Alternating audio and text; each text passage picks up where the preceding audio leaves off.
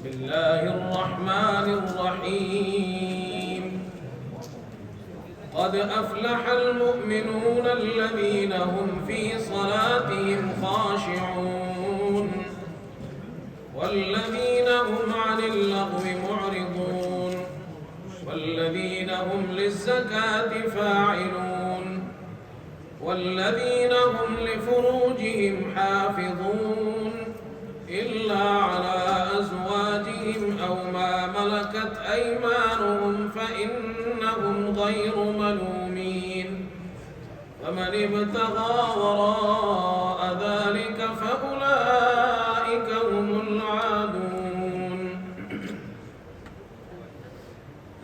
صدق الله العظيم. اس سورت کا نام سورہ مومنون ہے، مکی سورتوں میں ہے. اس سے پہلے سورہ حج ہم نے پڑھی، اور سورہ حج میں حضرت ابراہیم علیہ السلام نے بیت اللہ کی تعمیر کے بعد اعلان حج کیا، تو اللہ تعالیٰ نے وہ آواز تب سب تک پہنچا دی، اور جن لوگوں نے لبیک کہی ان کے لیے اللہ نے حج لکھ دیا. یہ ایمان والے حج کریں گے، تو اس میں حج کا ذکر تھا، ایمان والے حج کرنے آئیں گے. اس صورت میں ایمان والوں کی صفات کا ذکر ہے. جو ایمان والے حج کرنے آئیں گے ان کی صفات کیا ہے، ان کے اندر کیا خوبیاں پائی جاتی ہیں. جو حج کرنے جا رہے ہیں ان میں کیا کوالٹیز ہونی چاہیے، اللہ ان کا ذکر کر رہا ہے. اور اس کے ضمن میں آخرت کے عذاب سے بچنے کے لیے 3 کام کرنا ضروری ہے. ایمان والوں کو اللہ بتا رہے ہیں اگر تم چاہتے ہو آخرت کے عذاب سے بچو تو 3 کام کرو، اور یہی ایمان والوں کی صفات میں سے ہے. قد افلح المؤمنون الذین هم فی صلاتهم خاشعون. پہلا کام نماز کا اہتمام کرو. ایمان والے وہ ہے جو نماز میں خشوع اختیار کرتے ہیں. خشوع کے معنی سکون کے ہے، دل میں بھی سکون ہو، اللہ کی طرف متوجہ ہو، اعضاء میں بھی سکون ہو. نماز پڑھ رہا ہو تو ادب کے ساتھ، احترام کے ساتھ، یہ نہیں کبھی سر کو جا رہا ہے اور کبھی جناب کیا ہے ایک جگہ کو جا رہا ہے، کبھی دوسری جگہ کو جا رہا ہے، کبھی داڑھی میں ہاتھ مار رہا ہے. یہ نہیں، یہ ایمان والوں پہلا کام ہے ایمان والوں کا. دوسرا کام ایمان والے والذین هم عن اللغو معرضون. لغو چیزوں سے، فضول چیزوں سے اعراض کرتے ہیں ایمان والے. عبداللہ ابن عباس فرماتے ہیں لغو کیا ہے؟ فرمایا شرک ہے. شرک سے بچتے ہیں، شرکیہ کاموں سے بچتے ہیں.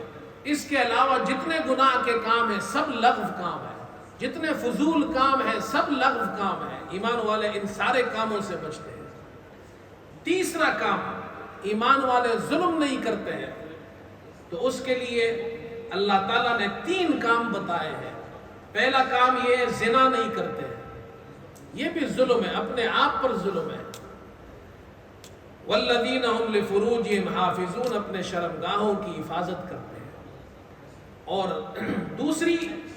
دوسرا ظلم یہ ہے کہ وہ یہ ظلم نہیں کرتے، جو امانتیں ان کے پاس ہیں ان امانتوں میں خیانت نہیں کرتے، اور جو عہد انہوں نے کیا ہے اس عہد کی بھی رعایت کرتے ہیں، امانتوں کی بھی رعایت کرتے ہیں، عہد کی بھی رعایت کرتے ہیں. 3 کام نہیں کرتے. والذین هم لاماناتہم وعہدہم راعون، اور اس سے پہلے والذین هم لفروجہم حافظون، شرمگاہ کی حفاظت کرتے ہیں، زنا نہیں کرتے، امانتوں میں خیانت نہیں کرتے، بدعہدی نہیں کرتے ہیں، یہ ظلم نہیں کرتے.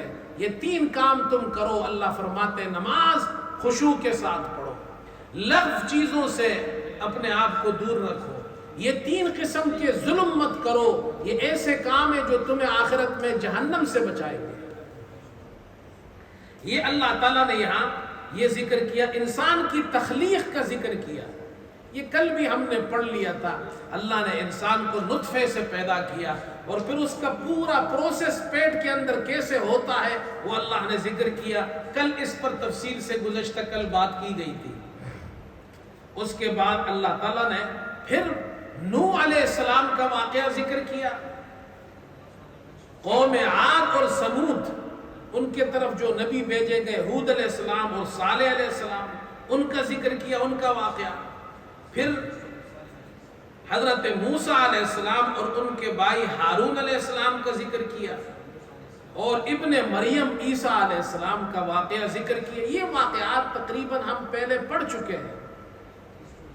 ان واقعات کے اندر اللہ تعالیٰ یہ ذکر کر رہے ہیں جتنے بھی نبی آئے ہیں یہ دعوت لے کر آئے ہیں ایک اللہ کی طرف کہ اللہ ایک ہے, اس کے ساتھ کوئی شریک نہیں. فقال یا قوم اعبدوا اللہ ما لکم من الہ غیرہ, ایک اللہ کی بندگی کرو, اس کے علاوہ کوئی الہ نہیں ہے. قوم نے ان کی بات نہیں مانی, پھر اللہ کا عذاب آیا ان پر. یہ واقعات اللہ نے ذکر کیے اور اس کے ساتھ ایک بات اللہ نے یہ ذکر کی, یا ایھا الرسل کلوا من الطیبات واعملوا صالحا. اللہ نے اپنے تمام رسولوں سے کہا تم پاک چیزیں کھاؤ اور نیک عمل کرو. علماء نے اس میں ایک نقطہ بیان کیا ہے, نیک عمل کی توفیق اللہ اسی وقت دیتا ہے جب انسان کا غذا اس کی پاک ہو اور حلال ہو. جب حلال غذا ہو اور پاک ہو اللہ نیک عمل کی توفیق دیتا ہے. اس لیے اللہ نے تمام رسولوں سے کہا, نیک عمل کا ذکر بعد میں کیا اور پاک غذا اور حلال غذا کا ذکر پہلے کیا ہے. اس کے بعد اللہ تعالیٰ نے دلائل ذکر کیے ہیں, شرک کی نفی کی ہے اور 4 قسم کے دلائل اللہ نے ذکر کیے ہیں. پہلی دلیل اللہ ایک ہے, اس کے ساتھ کوئی شریک نہیں. تو دلیل کیا ذکر کی؟ انسان کے اپنے اندر سے دلیل ذکر کی. اللہ نے تمہارے لیے کان بنائے ہیں, آنکھیں تمہیں دی ہے, دل تمہیں دیا ہے. وَهُوَ الَّذِي أَنشَأَ لَكُمُ السَّمْعَ وَالْأَبْصَارَ وَالْأَفْئِدَةَ وَهُوَ الَّذِي زَرَعَكُمْ فِي الْأَرْضِ, تمہیں زمین میں پہلا دیا ہے. وَهُوَ الَّذِي يُحْيِي وَيُمِيتُ, وہی زندگی اور موت دیتا ہے. اللہ وہی ہے, اس کے ساتھ کوئی شریک نہیں ہے. دوسری دلیل قُلْ لِمَنِ الْأَرْضُ وَمَنْ فِيهَا إِن كُنتُمْ تَعْلَمُونَ, ان مشرکین سے پوچھو کہ اس زمین اور جو کچھ زمین میں ہے اس کا مالک کون ہے, یہ کس کی ملکیت ہے؟ تو مشرکین بھی کہیں گے اللہ کی ہے. سَيَقُولُونَ لِلَّهِ, جب اللہ کی ہے تو پھر تم اللہ کو کیوں نہیں مانتے, اس کے ساتھ کیوں شریک کرتے ہو؟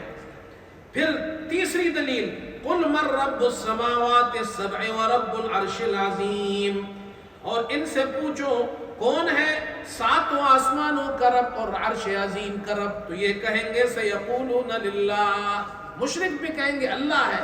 جب آسمانوں کا 7 آسمانوں کا اور عرش کا رب اللہ ہے تو اور اس کے ساتھ کوئی شریک نہیں آسمانوں کی تخلیق میں اور عرش کے رب ہونے میں, تو باقی چیزوں میں بھی اللہ کے ساتھ کوئی شریک نہیں ہے.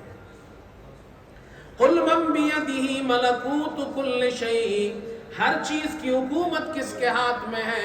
وہ کہیں گے اللہ کے ہاتھ میں. پھر کہو اللہ کے ساتھ کسی کو شریک مت بناؤ, اللہ کے ساتھ کوئی شریک نہیں ہے. یہ ہم نے پہلے بھی پڑھ لیا تھا.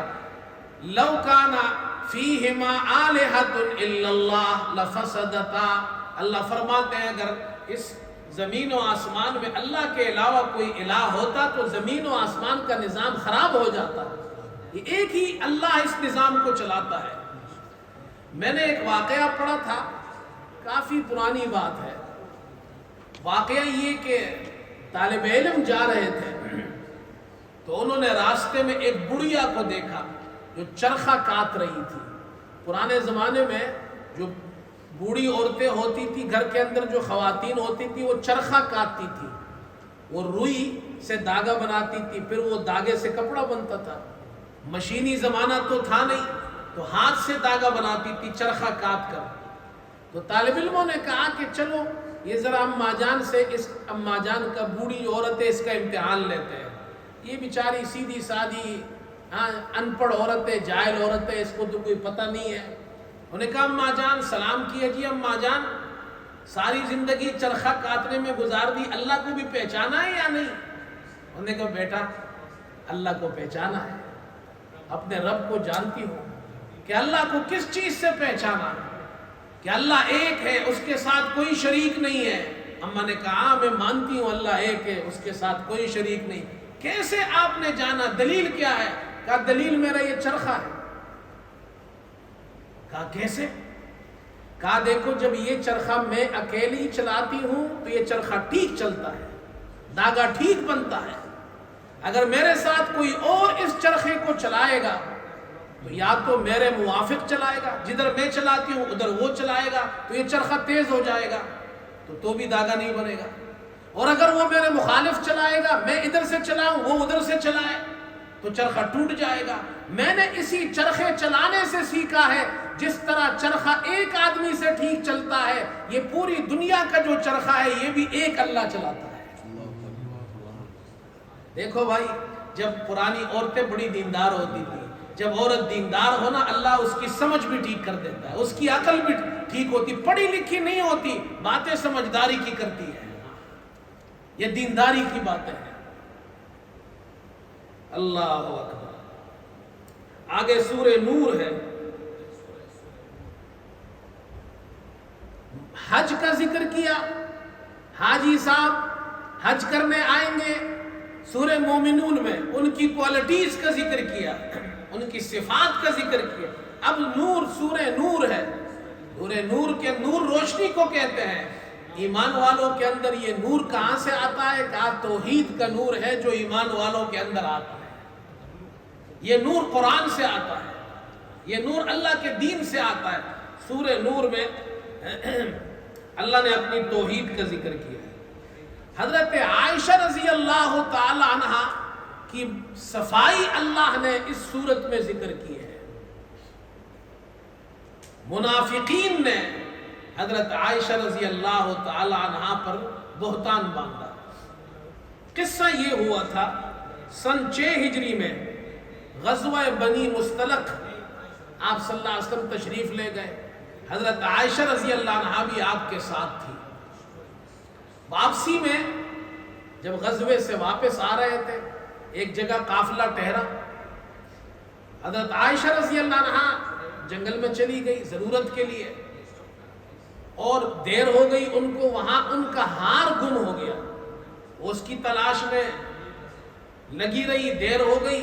اور اس زمانے میں جو اونٹنی تھی اس پر ایک ہودج ہوتا تھا جس پر خواتین بیٹھتی تھی، تو ان حضرات نے سمجھا کہ حضرت عائشہ رضی اللہ عنہا واپس آ گئی ہے اور اس ہودج میں بیٹھ گئی ہے۔ انہوں نے اسے اٹھایا، اوپر رکھ دیا، ان کو پتہ ہی نہیں چلا کہ وہ اندر ہے یا نہیں ہے۔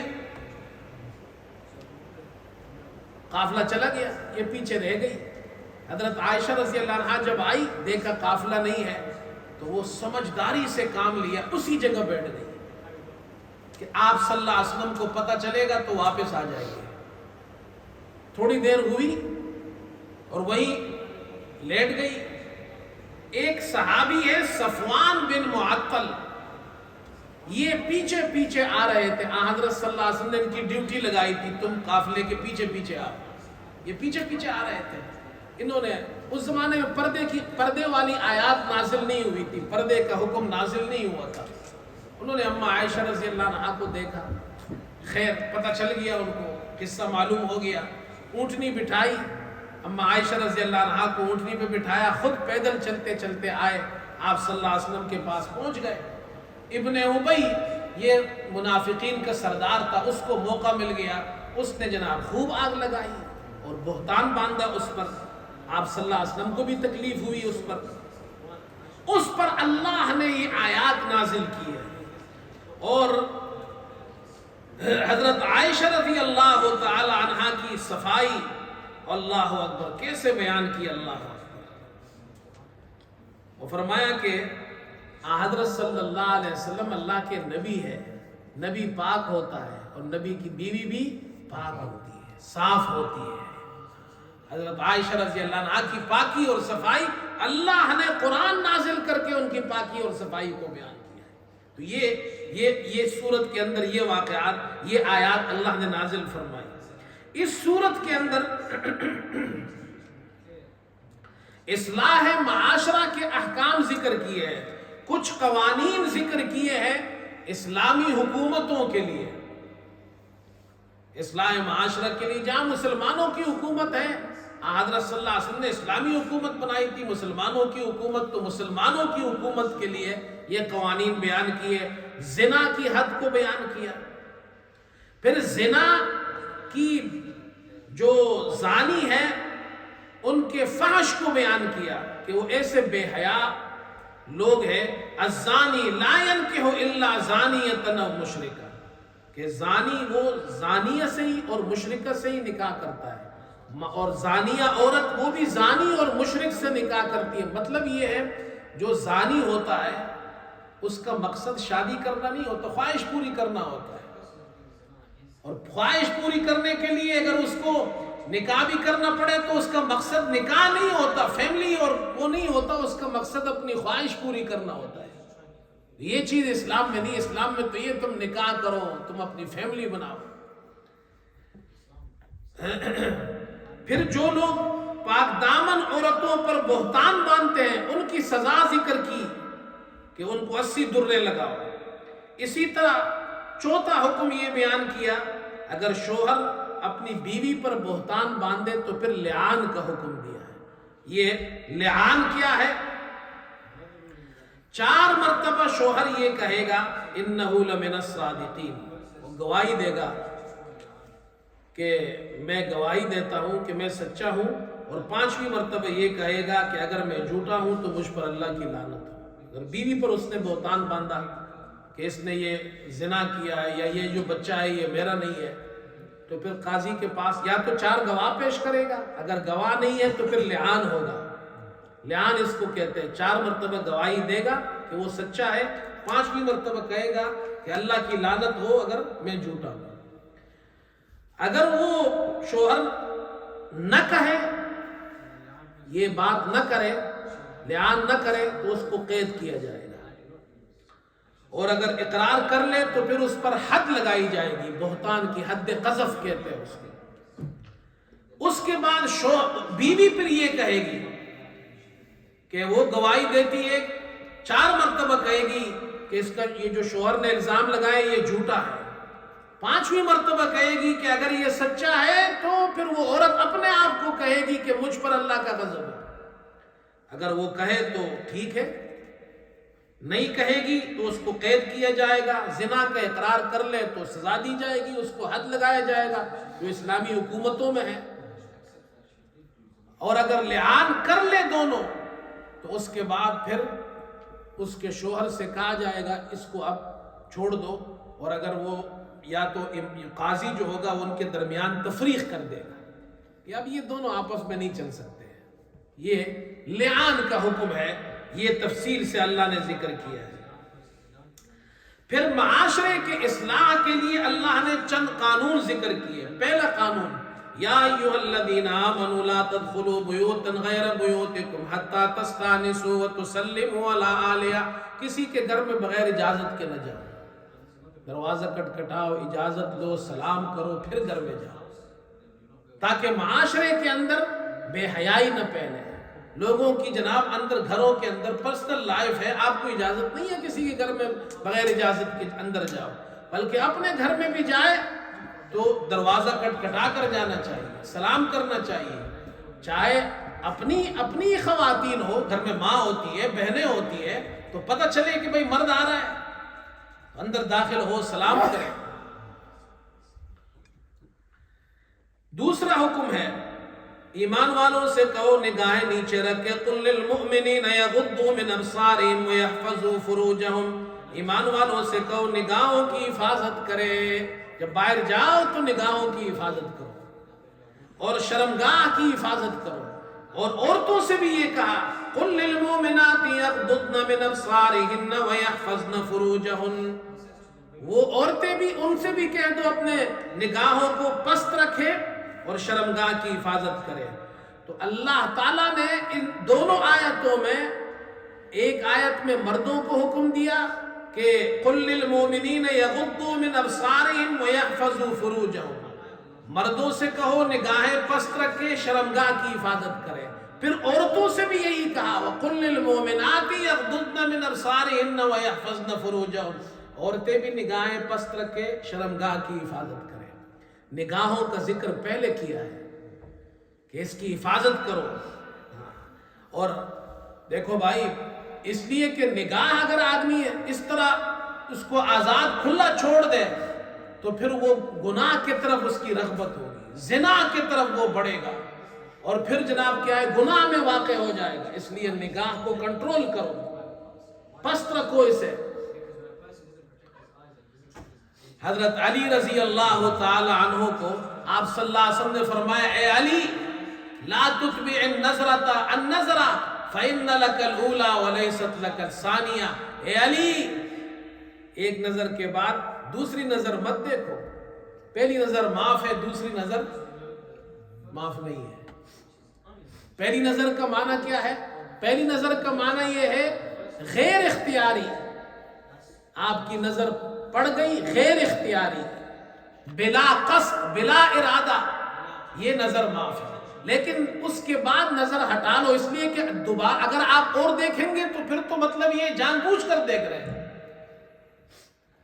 हमारे वालिद साहब रहमतुल्लाह अलैह वो एक मरतबा दर्स दे रहे थे रमजान में।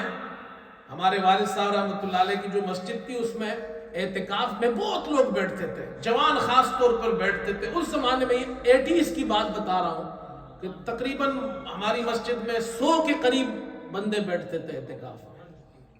तो जोर के बाद दर्स होता था और उसके मसाइल का फिर सवालात होते थे। तो ये मसला उन्होंने बयान किया। तो एक नौजवान बैठा हुआ था, उसने सवाल किया कि इमाम साहब आपने कहा पहली नजर माफ है, दूसरी नजर माफ नहीं, अगर मैं अपनी पहली नजर ही लंबी कर दूं? देखो भाई, शैतान कैसा तेज है। कहते पहली नजर माफ है तो मैं पहली नजर ही 5 मिनट तक देखता रहूंगा। तो भाई ये मतलब नहीं है। पहली नजर, ये अरबिक टर्म्स के अंदर बात हो रही है ना। तो पहली नजर का माना ये है जो बगैर इरादे के हो, अचानक नजर पड़ गई आपकी, ये माफ है। उसके बाद इरादे से देखना, ये दूसरी नजर है, ये माफ नहीं है। और इसका फायदा क्या है? अल्लाह अकबर, अल्लाह के रसूल, अच्छा ये कंट्रोल करना बहुत मुश्किल है। तो अल्लाह के रसूल सल्लल्लाहु अलैहि वसल्लम ने फरमाया अल्लाह इस पर इनाम क्या देता है। आपने फरमाया अगर कोई शख्स किसी औरत पर नजर डालता है, उसके हुस्न को देखता है और वो नजर उससे हटा लेता है उससे नजर, तो उसका इनाम अल्लाह ताला ये अता फरमाते हैं, इबादत के अंदर अल्लाह उसको हलावत नसीब फरमाता है। उसको इबादत में मजा आता है, उसको लुत्फ आता है, उसको मिठास महसूस होता है। फिर नमाज उसको मीठी लगेगी, कुरान उसको मीठा लगेगा, मस्जिद में आना उसको अच्छा लगेगा। अल्लाह उसको ये इनाम अता फरमाता है। फिर उसके बाद अल्लाह अकबर, वअनकिहुल अयामा मिनकुम वस्सालिहीन मिन इबादिकुम व इमाइकुम। तीसरा हुक्म ये दिया। अच्छा, चौथा हुक्म कि जो औरतें हैं जिनकी शादी नहीं हुई है उनकी शादियां कराओ। जो गुलाम है, बांदियां पहले जमाने में होती थी, उनकी शादियां कराओ। अल्लाह हुक्म दे रहे। और ये मत समझो ये गरीब है, अगर ये फकीर है तो अल्लाह अपने फजल से इनको मालदार कर देगा। शादी करने का एक नकद फायदा ये होता है, अल्लाह ताला अगर गरीब है तो उनको मालदार कर देता है, यानी उनके लिए असबाब पैदा कर देता है। लोग कहते हैं जी मैं पहले कमाऊंगा बाद में शादी करूंगा।